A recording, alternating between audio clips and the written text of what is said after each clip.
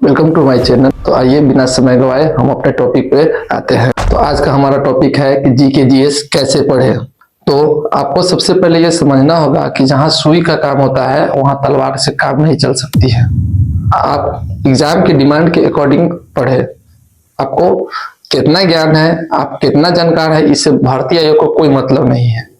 आपको hard work के साथ साथ स्मार्ट वर्क भी करना होगा, तभी आपका सिलेक्शन लाखों में हो सकता है। आपको तैयारी के दौरान सबसे पहले दिमाग शांत करके ये समझना चाहिए कि आप किस लेवल की तैयारी कर रहे हैं। अगर आप यूपीएससी, बीपीएससी या किसी अदर स्टेट पीएससी की एग्जाम की तैयारी कर रहे हैं तो उस स्थिति में विस्तृत जानकारी के लिए आप 6 से 12 तक का एनसीईआरटी का बुक फॉलो कर सकते हैं, स्पेक्ट्रम के फॉलो कर सकते हैं, लक्ष्मीकांत के पॉलिटी का बुक फॉलो कर सकते हैं। लेकिन अगर आप सेंट्रल एसएससी या रेलवे के सभी एग्जाम, ग्रुप डी, एनटीपीसी की तैयारी कर रहे हैं या बिहार सरकार के कई भर्तियां जैसे कि बिहार एसएससी के तहत हाल ही में 4th सीजीएल वैकेंसी निकाली गई है और सेकेंड इंटर लेवल एग्जाम भी निकाला गया है। उसके बाद बिहार कांस्टेबल, बिहार दरोगा और बहुत सारे वैकेंसी निकाले जाते हैं। तो इन सब एग्जाम के लिए आपको स्मार्ट तरीके से पढ़ना है। इस सब के लिए आपको लुसेंट बुक बहुत बेस्ट है और अपडेटेड लुसेंट बुक आपके पास होना चाहिए। जीके जीएस के लिए मैं लुसेंट बुक को ही क्यों आप लोग को सजेस्ट करता हूं, क्योंकि आपको पता होगा लुसेंट हर साल अपने आप को अपडेट करता है।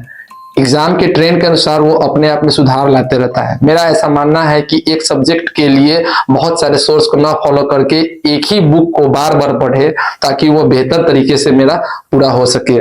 इसीलिए आप लुसेंट बुक को बार बार पढ़ें। लुसेंट कैसे पढ़ना मैं ये बता रहा हूँ। लुसेंट का न्यू एडिशन बुक सबसे पहले आपके पास होना चाहिए। उसके बाद आप पेन और हाइलाइटर की सहायता से उसके की पॉइंट्स को राउंड कर देंगे ताकि रिवीजन करते वक्त सहूलियत होगी। अगर आप किसी टॉपिक के बारे में पहले से बिल्कुल ही नहीं जानते हैं, जीवन में कभी भी उसके बारे में नहीं पढ़ा है, तो उस टॉपिक के बारे में सबसे पहले आप YouTube पर सर्च करें और उसके बारे में कुछ जानकारी लें, फिर आप उस टॉपिक को पढ़ने आए। उसके बाद आप फ्लैग लगाकर वहां पर कुछ की पॉइंट को भी लिख सकते हैं अगर जगह कम पड़ जाते हैं तो। ह्यूमन ब्रेन कंप्यूटर की तरह नहीं है जो एक बार पढ़ा हुआ हमेशा के लिए याद हो जाए। तो आप पढ़ा हुआ चीज कैसे याद कर सकते हैं, इसके लिए आप क्या करेंगे, कोई भी जीके जीएस पढ़ेंगे तो उससे संबंधित अगर कोई ट्रिक्स होगा तो उसे भी अपने आसपास नोट्स में वहां लिख लीजिएगा, छोटे अक्षरों में या फ्लैग लगाकर लिख लीजिएगा। और कोई भी टॉपिक समझे तो कोशिश कीजिएगा मानचित्र पर समझे या अन्यथा किसी चित्र से, इमेजिनेशन के माध्यम से समझे, ताकि वो चीजें बहुत दिन तक याद रहती है। अब जैसे आप लुसेंट में भारत भूगोल की ही हम बात कर लेते हैं, तो लुसेंट में हम अक्षांशीय और देशांतरीय विस्तार के बारे में हम लोग जब पढ़ते हैं तो भारत का अक्षांशीय विस्तार आप लोग जानते ही होगा 8 डिग्री 4 मिनट नॉर्थ से लेकर 37 डिग्री 6 मिनट नॉर्थ में है। अब 8 डिग्री 4 मिनट नॉर्थ है कहाँ, तो भारत के मुख्य बिंदु का जो तमिलनाडु भाग है वहां पर 8 डिग्री 4 मिनट नॉर्थ है और 37 डिग्री 6 मिनट नॉर्थ कहाँ है, तो ये ऊपर जम्मू कश्मीर में है। इसी तरह देशांतरीय विस्तार की बात करें तो देशांतरीय विस्तार हम लोग 68 डिग्री 7 मिनट पूर्वी से लेकर 97 डिग्री 25 मिनट पूर्वी तक पढ़ते हैं। तो 68 डिग्री 7 मिनट पूर्वी कहाँ पर स्थित है, तो ये हमारा गुजरात में स्थित है।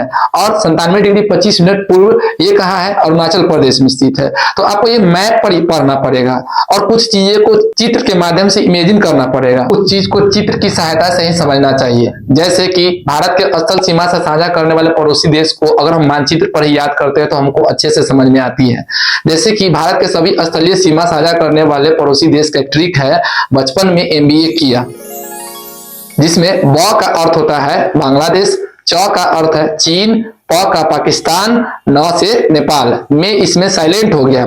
MBA किया, M से म्यांमार, B से भूटान, A से अफगानिस्तान होता है। तो इस तरह इस ट्रिक्स की सहायता से मैं पड़ोसी देश को याद कर लिया। कोशिश करना चाहिए ट्रिक्स हो तो ट्रिक्स अप्लाई करे या मानचित्र की सहायता से पढ़े। लुसेंट पढ़े तो उसे कैसे याद रखे, तो आप किसी टॉपिक को अगर समझकर अच्छे से पढ़ लेते हैं तब उसका ऑब्जेक्टिव प्रश्न लगाएं।